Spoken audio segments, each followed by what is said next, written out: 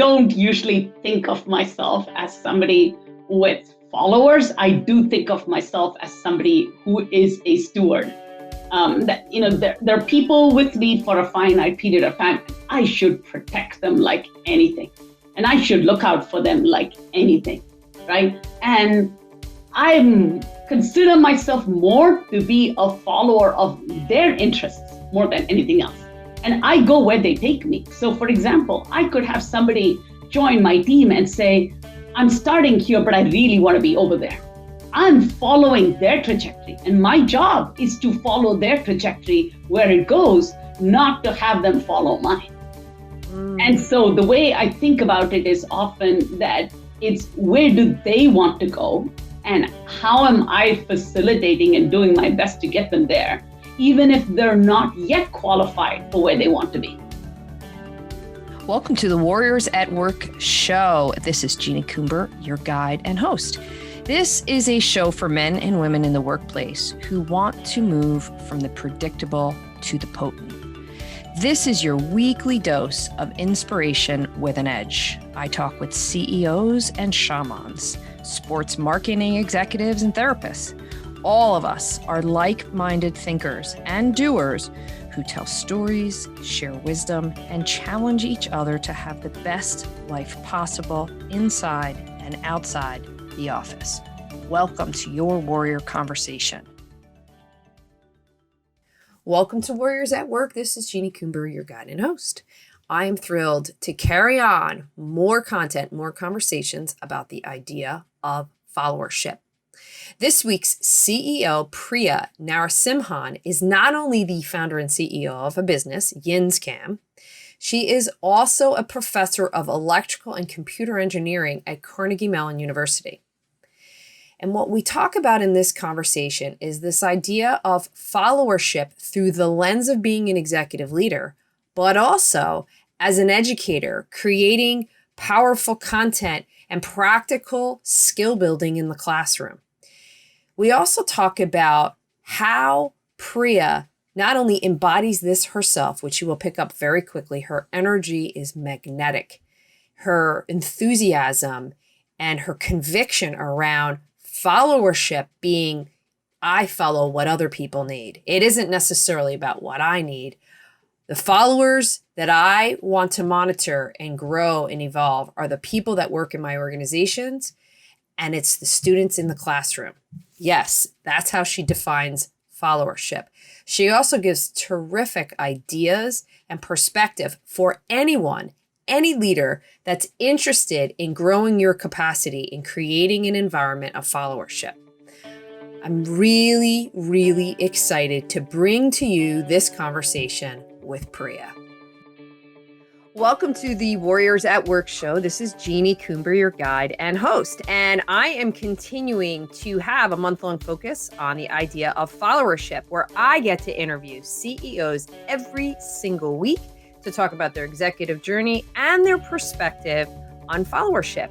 And I am a very lucky person to have Priya Narasimhan with me here today, who is CEO of Yinzcam and a professor at Carnegie Mellon, which we're going to get into. So Priya, thank you so much for being here today.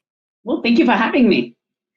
So where I thought we could start, being that you really straddle these two worlds, I'd first love for you to talk about how you describe yourself as a CEO. And then I'd love for you to talk about how you describe yourself as a professor. Great question. So as a CEO, I think of myself as a steward of people. And similarly, as a professor, I think of myself as a steward of students, right? So it's very similar roles. And in fact, I think knowing one role brings a lot into the other, because in both cases, you're a steward of people, right? And I think what's important is that you care about their lives, not just the time they are with you. And that's ingrained into you as a professor, right? I mean, your students are with you, they graduate in 4 years and they're gone. I always say graduation is the best day and the worst day at the same time. The best day because you see them ecstatic and you know how happy you are for them, but it's sad that you might not see some of them again. And I think it's important that the 4 years you had them, you did your best to steward their interests. And I think it's very similar on the CEO side. You're stewarding the interests of a bunch of people, and it's immaterial whether they're in it for the long haul with you or only the period of time they're with you. It's important to steward their interests.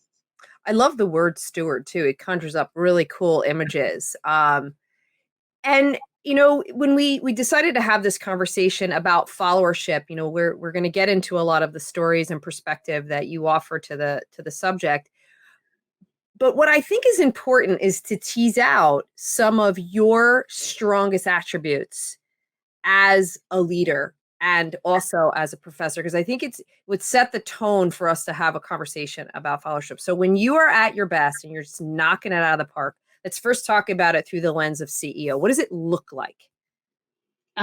So I'm not sure what it looks like to others. The way it feels like to me is I'm ecstatic. I'm happy. And, people talk about being in the zone. I'm at my happiest when I'm surrounded by the people that I love and they're happy. I feed off of their energy. I mean, it's the same thing for being a professor. I feed off of the energy of my students. There's something magical about being around students at the age of their lives when they don't think anything is impossible. Because the older you grow, the more jaded you get. But being around them at that age and feeding off that electricity, that invincibility that they have, that they feel they have, I think that's just priceless. And so to me, I think there's nothing more magical and energetic and energizing, honestly, than being around a group of people whom you really love, whom you're happy to see every day, and who are happy being around each other. I think that's what a company really is.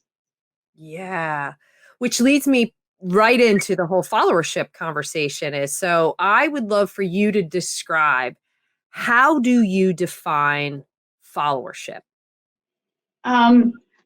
It's tough for me because I don't usually think of myself as somebody with followers. I do think of myself as somebody who is a steward.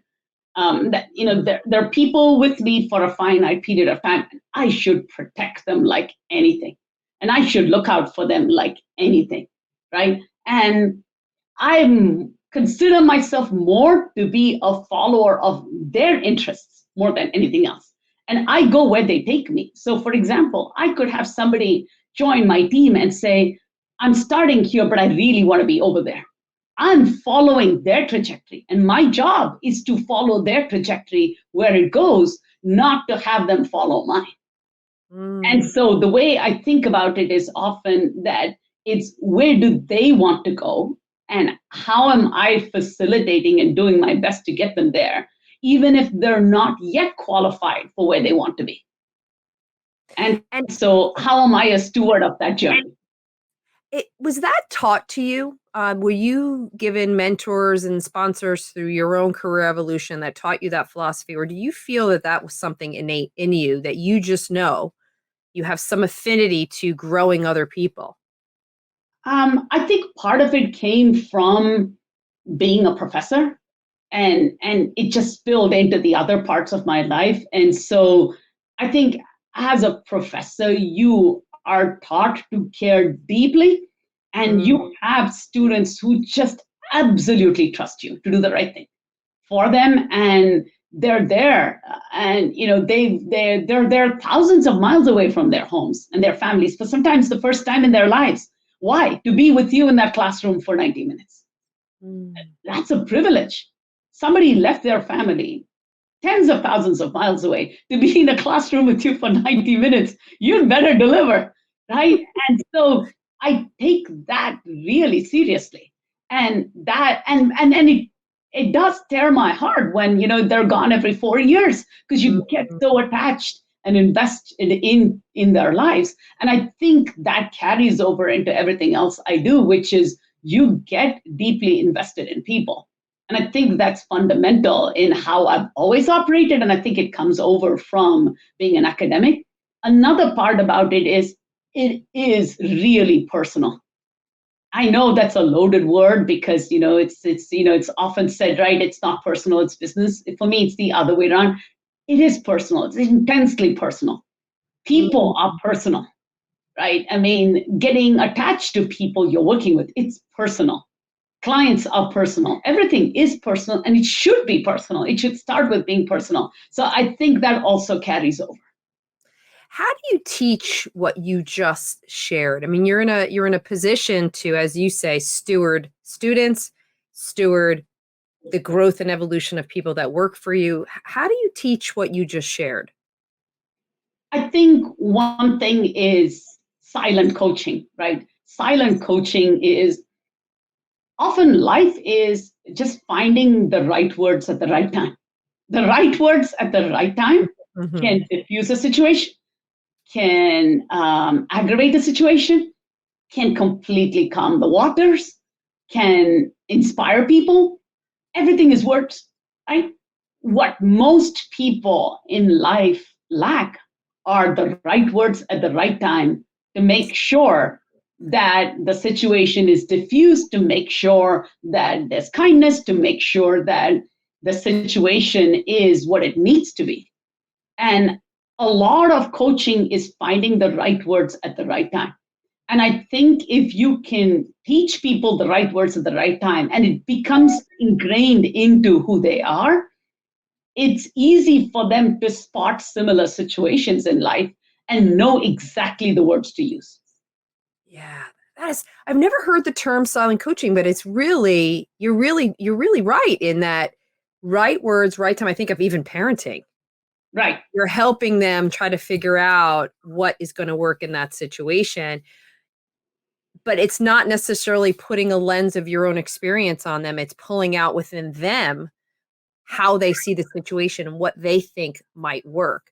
Do you think there is a generational difference around followership? So you think about Gen Z, which you're very immersed in Carnegie Mellon, and I'm sure you have a lot of other generations represented in Yinzcam. What are the nuances from your perspective there? So I initially would look for those nuances because I would want to make sure that I am doing things the right way. The more I looked for nuances, the more I did find them. And the reason I think is fundamentally, all of us are human. All of us want to be appreciated. All of us want to know that our existence in a room, in a meeting, in life mattered. All of us want the same things. And we might use different words for it, but all of us want the same things. And I've found that coaching a student who's 16 is no different from coaching somebody who's 35 and coaching somebody who's 42. It's all coaching because it's sometimes getting somebody to look at a situation differently than they are because they're very close to it, and getting them to find the right words in that situation that they don't feel like they lost anything. They didn't lose face, they didn't lose confidence, they didn't lose anything, but they came out on top without offending anybody because they used the right words at the right time. You know, you just reminded me when we were preparing for this conversation, you were talking about this idea of taking charge of your ascension when it comes to your career. I'd love for you to expand upon that. Sure. I think taking charge means saying where you want to go and saying it from day one. And I know that's hard because I mean it's the vague interview question, right? Where do you want to be in 5 years? Nobody knows. Right. And that's the uncertainty is beautiful. That's what life is, right? If it was predictable, why would we be living it?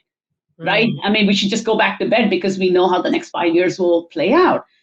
The unpredictability is beautiful, but I think knowing what you really, really love and knowing what you are really, really good at, if you find those two things, that's magic. And often, most people know what they really, really like. Sometimes people can't see what they're really, really good at. It takes somebody else to see it. Because often you don't recognize what you're great at. You think you're great at something, but you don't really know. So somebody else can fill in that missing piece. And I often think that's all coaching is. Coaching is you know what you love, but somebody else knows what you're great at. And you put the two things together, and suddenly you found the thing you love and the thing you're great at. And then you're unstoppable. But that missing piece comes from somebody who coaches. And the coach can help you remove the obstacles so that you can go and achieve what you want to achieve. Absolutely, absolutely. And the coach can say, hey, this is great. We found this potent combination. You love it and you're great at it. Now, here's where you can go with it. And here's everything that's going to get in your way. And then pour accelerant on that. I think that's really, really, really where coaching is. So talk to me about the last year and a half of running an organization. Describe what it's been like and how have you been able to continue to grow and nurture the culture and the people of your organization through a wild ride is an understatement. So love to hear your perspective. No, thank you. Thank you for asking about that in the first place. I think when the pandemic first hit, this was, I think, for us, March 18th, 2020, we decided we had to basically, overnight, we had to close offices and all of us going to remote working, something that none of us were really familiar with. I didn't know where I was going to work at home. I didn't know that I was going to set up shop in my kitchen, 6 feet away from coffee. None of us knew what we were going to do. Yeah. And I think the scariest part for everybody is the fear of losing your livelihood in the middle of that, right? Because they could hear the stories. They could hear the stories of businesses shutting down. They could see the signs of restaurants boarding up. People could see things close. And everything in their neighborhood, everything in their environment was closing down. And then they started hearing stories of people losing their jobs here or people getting furloughed here. And that panic is going to ensue.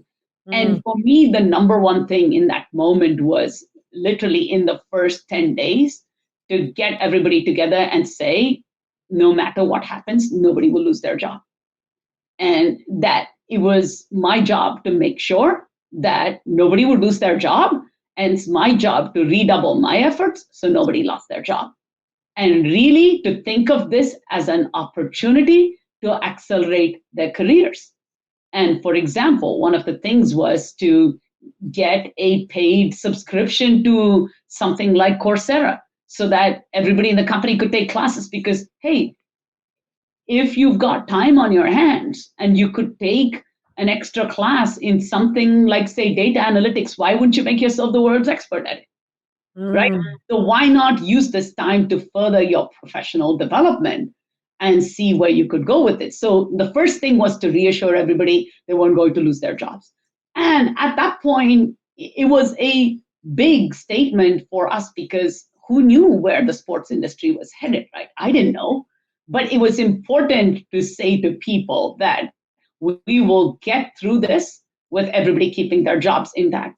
Yes, if it had deteriorated, we might have had to look at how we could get creative about salaries, etc. But the goal was we all emerge from this together, unscathed, and everybody keeps their jobs, right? And we kept that word throughout. Like that was an obsession for me almost every day, and it meant that I had to go knocking on more doors to make sure that we could sustain the business in an industry where, frankly, stadiums were not admitting fans and all these things were happening. But I think what's also spectacular about the sports industry was a fan is a fan is a fan. Fans are fans whether their teams are playing or not playing. Fans are fans on the couch and in the stadium. So for us, it's almost that all of the sports clients pivoted to being digital. And that was huge because we could actually do a lot of digital executions. So for me, it was important to reassure two sets of people. Reassure our people that nobody was going to lose their jobs and that I would fight to keep their jobs. And the effort was to be on me to redouble what I was doing, redouble my efforts so that I would go out and make sure that we had more clients and more revenue coming in so their jobs were intact. The second was to reassure our clients that we were there for them. We knew that when stadiums shut down, you lose the revenue from fans attending the stadium. So which means now the revenue has to go somewhere else. It was important that we support our teams. So almost within, I would say, the first 72 hours of going into lockdown, we built a bunch of free products and we just gave it away to our teams. And it was important to say, we are here. We are a resource. You can count on us. And so reassuring people that everything was fine and going to be fine. And by the way, people really care. And these are not just words, there are actions behind it, was important. Wow. I'm so glad that you brought up the incredible act of generosity and partnership and reciprocity that you brought forward in how you were supporting clients. Because you shared that with me as we were preparing for that philosophically was absolutely crucial to you with just pure heart and human kindness is really the lens in which you were doing that. Now, of course, from a business perspective, it's paying dividends because of what you did to create that environment of that we're all in this together. It's a shared purpose, shared mission. We're all going to get through this. I'm just so happy that you shared that story because I think that is such a crucial part of like who you are in the world and why you're the leader that you are and why and how you're creating the cultures and the organizations that are so steeped in this idea of creating followership. So I'm so grateful that you shared that story. I'm also really curious when you think about organizations, businesses, people out in the leadership space that you were monitoring or you were looking at and admiring, what was grabbing your attention? You don't have to say company names or leaders, but what were those behaviors or attributes that was grabbing your attention that was helping fuel some of the things that you were doing? Yeah, so there were so many great stories, and to your point, right? You mentioned it was an act of kindness on our part. I view it more as all of these clients bet on us, bet on me when we were nothing. 13 years ago, I started this. I'm an academic by training. I've never played sports professionally. I was born in India. I was raised in Africa. Why should these amazing, wonderful brands and these sports teams believe anything I'm saying? They took a chance on me, and most of them have been with us 13 years believing. And the least I can do is when I know that there is a tough situation to say we are here. And I think that was important to me. That was really, really important. It's a sense of loyalty. And I think that was fundamentally important.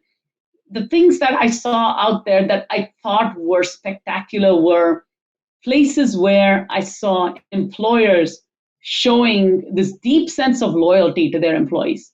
Whether it was, they said, hey, we'll get creative about how everyone can work at home, but we don't have to close.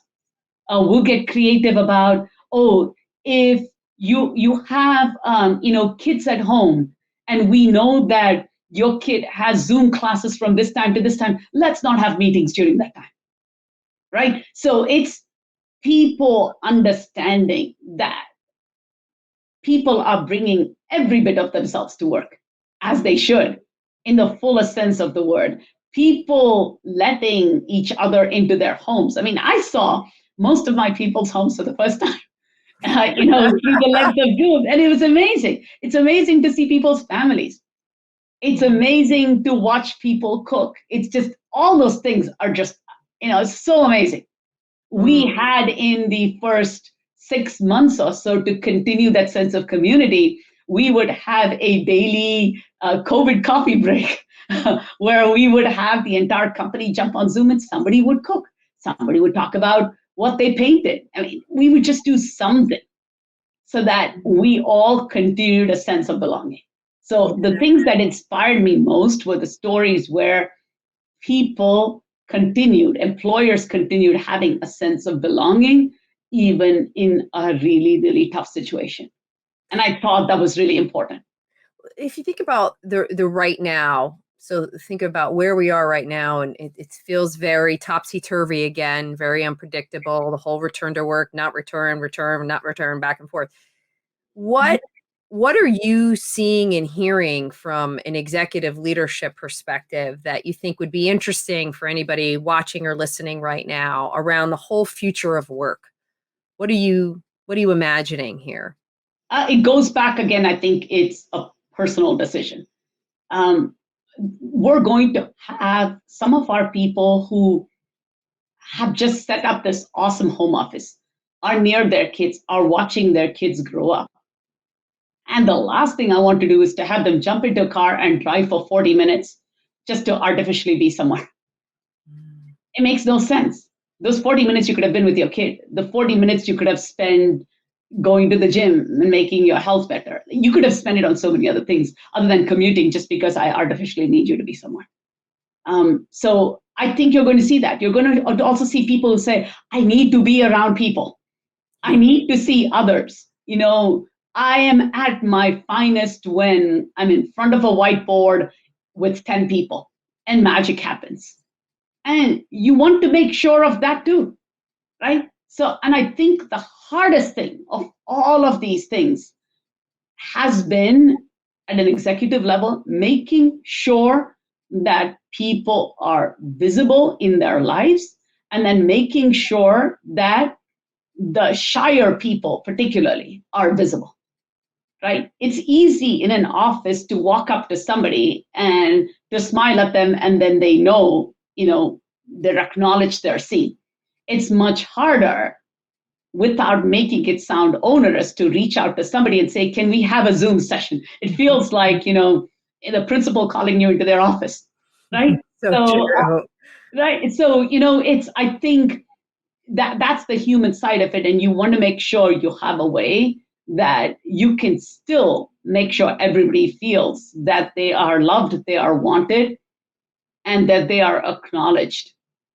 And I think that's always the hard part. But I think the future of work is really making it personal to whatever your circumstances are that let you be the fullest person you can be in your life. God, loved, wanted, and acknowledged. Imagine what the workplace would be like if leaders were using that as guiding principles. It's just so powerful. I'm also curious about, obviously, the other side of the equation. Companies, leaders, organizations that are getting it wrong. And again, you don't have to say who they are, but what are some of those things where you're like, going to take that learning, not going to do that. So what were some of the things that they're not getting it right? I think the ones that for me kind of, stick out a little bit or just feel uncomfortable are the ones where, people have to have everybody come back in because it's the only way, right? And the reason is, again, right, it's figuring out what's working best for each person and tailoring it to their needs. I think the second one is also when people are hired into roles and there's only one path up. I think that makes me uncomfortable too. I'm a person who's, lateral moved all my life, and I enjoy that. And I think giving people places to grow laterally is important. It should be completely possible for somebody to come in and go into a completely different role, to start off as an engineer and be in business development, to start off in sales and become an engineer. It should be possible. And we should let people pivot and support them pivoting all the time, because no person wants to be the same thing all their lives. Everyone is changing and evolving and having new interests. So I think letting people evolve as the company evolves is also important. So pull us into your classroom. Yes. You're in front of the room, whether it's in person or virtual. Talk to us about how you capture everything from a leadership and a followership perspective into the classroom. What is it like? What are you talking about? In the classroom, frankly, I lose myself. I don't remember being there, because when I'm in front of the class, it's like one giant conversation with 200 people. That's all it is. I'm with 200 people and we're just having one big conversation. And it goes back to your followership thing. I go where the students take me. I follow the students. It's always been for me, I'm going to follow where people want to go, where their curiosity wants to go, because that's the best way. They're driving the class. So often we'll start off with something. I've done entire 90 minutes of lecture staying on one slide because the students hijacked the slide and they ran.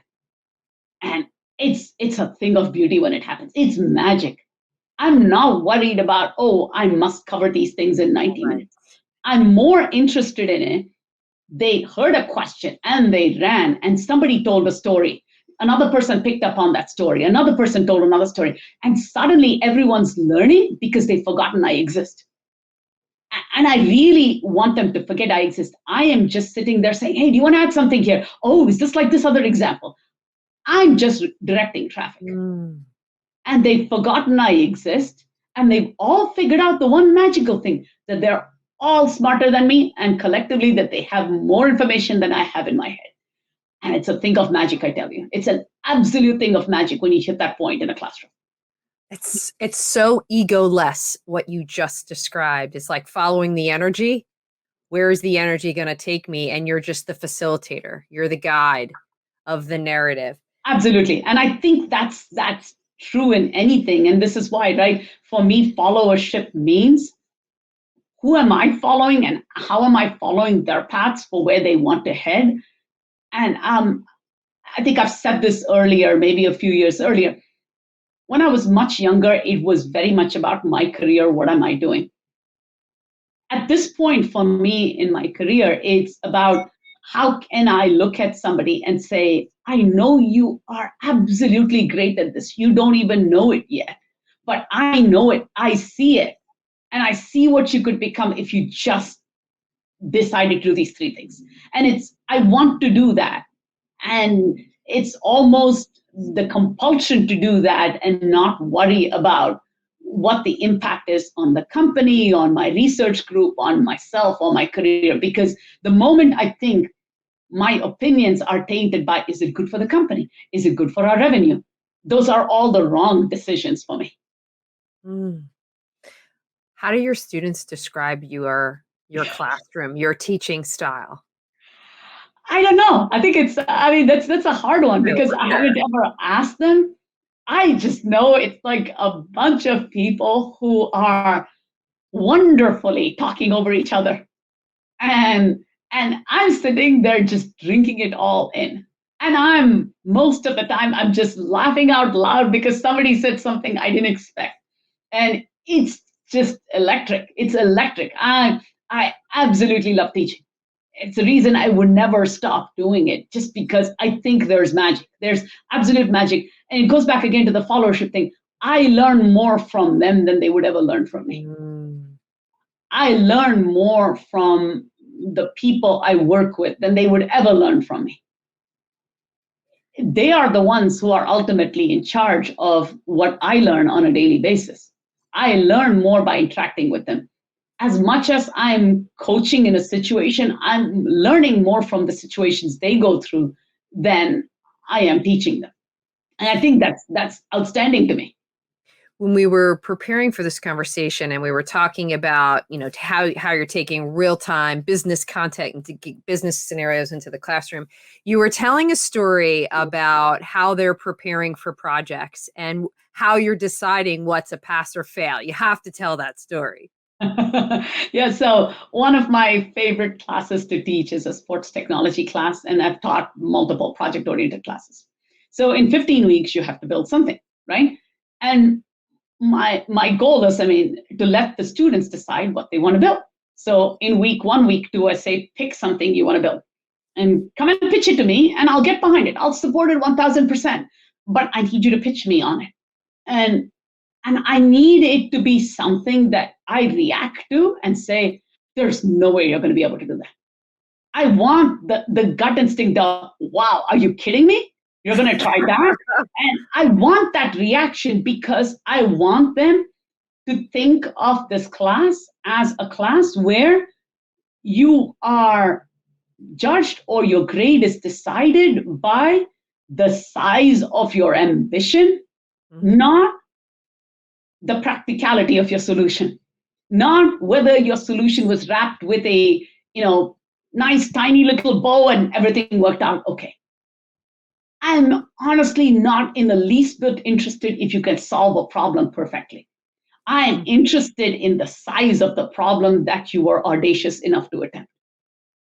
And so to me, that is what I like. I get a rush from hearing somebody say, I'm going to go after that thing. And I'm sitting there thinking, there's no way on earth. And almost involuntarily, I'll say, there's no way on earth you're going to be able to do that. Let's go do it.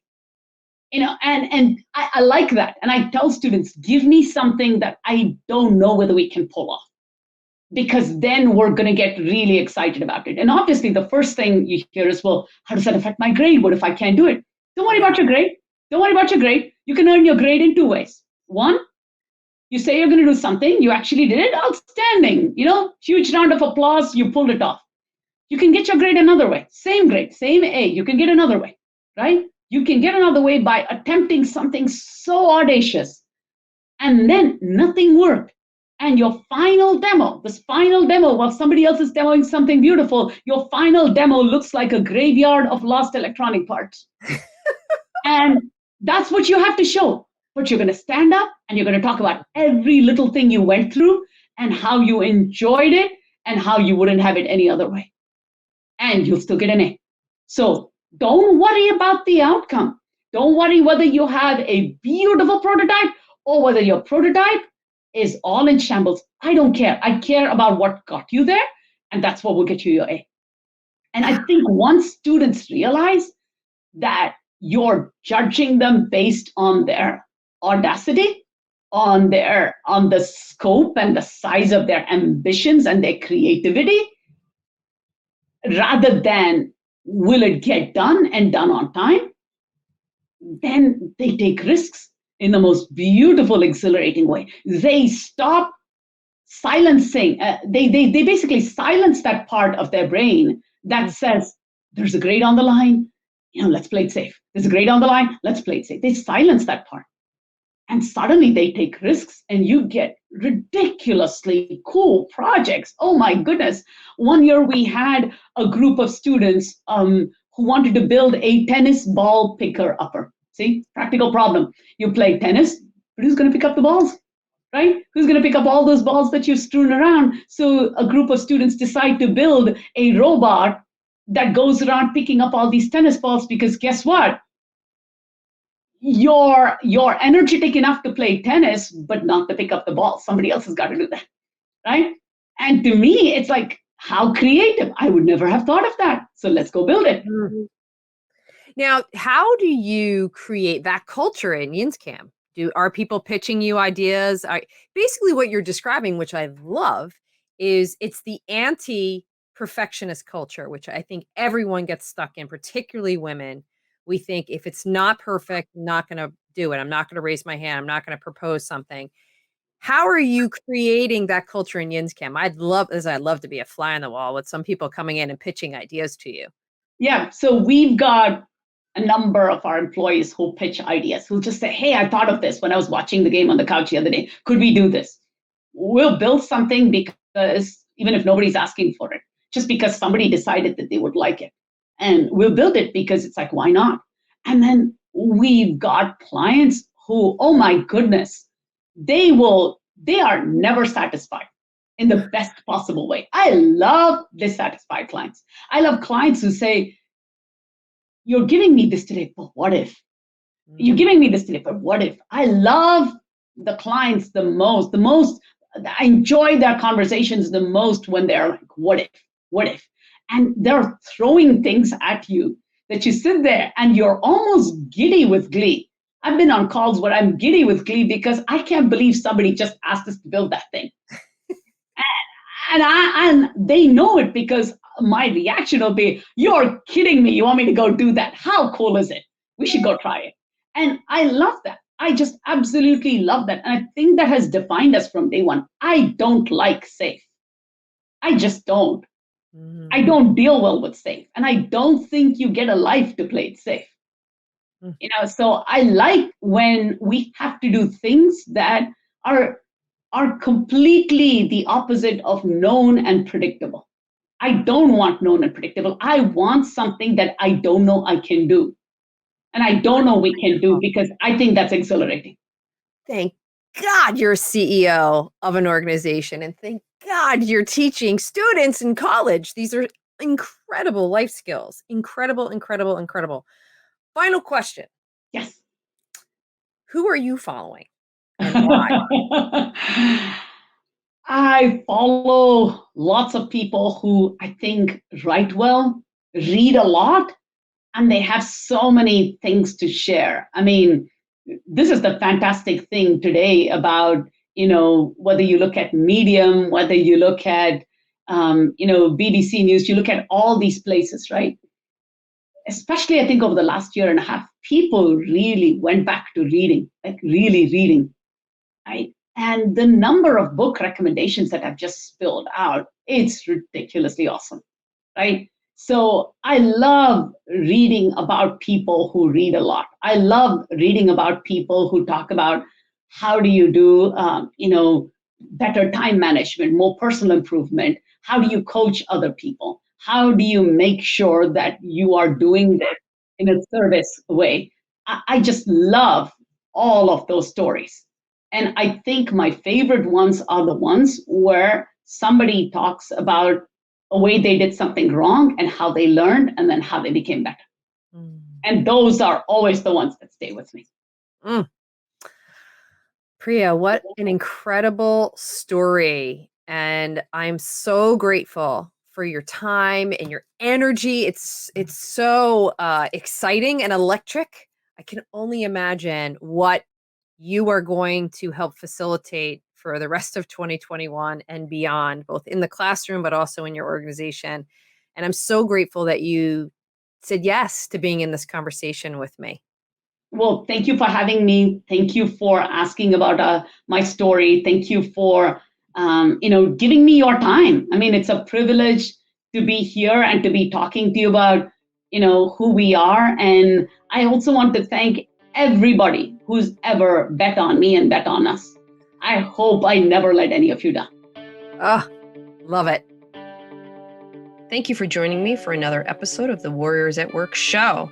If you are interested in learning more about what we do at the Warriors at Work show and platform, be sure to go over to my website, Jeanie Coomber, and subscribe to my monthly Warrior Playbook newsletter. I share everything that I'm up to month by month, as well as some lessons and insights that I've learned. I'm also interested in hearing any feedback you have about this conversation or future topics. So reach out to me directly on jc@jeaniecoomber.com or on LinkedIn. Be sure to tell your friends and your colleagues about this Warriors at Work conversation. Subscribe, review, and rate us. It's the best way to get this message out into the world. Be well.